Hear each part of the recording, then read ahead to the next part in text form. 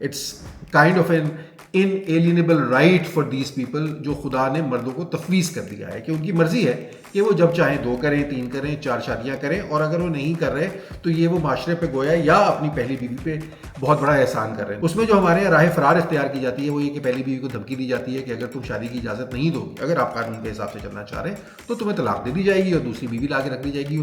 طلاق ہمارے یہاں بہت بچوں کا کھیل ہے۔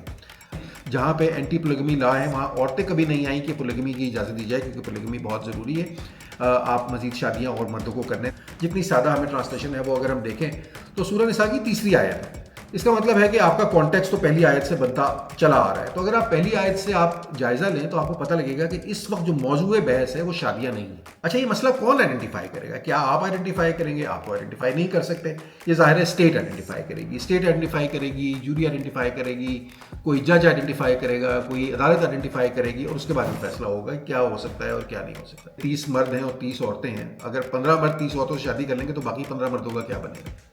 ان کے لیے بیویاں تو میسر نہیں ہیں، شادی تو نہیں ہوگی۔ تو یہ مسئلہ ایکچولی ان ریالٹی عورتوں کا نہیں ہے کہ وہ کواری رہ جاتی، یہ مسئلہ لاجیکلی اسپیکنگ مردوں کا ہوگا۔ تو اصولی طور پر تو گورنمنٹ کو بھی اس پہ پابندی لگا دینی چاہیے تاکہ یہ جینڈر بیلنس جو ہے ہمارے یہاں مینٹین رہے۔ تو یہ ریسورسز جب مینیج کرنے کے نہیں ہیں تو معاشرے میں ایسے لوگوں کا اضافہ ہوتا چلا جاتا ہے جو کہ ہمارے معاشرے میں ہو رہا ہے، جو معاشرے میں یا تو عضو معطل ہوتے ہیں یا وہ معاشرے میں ایکچوئل پروڈکٹیوٹی ایڈ نہیں کر سکتے۔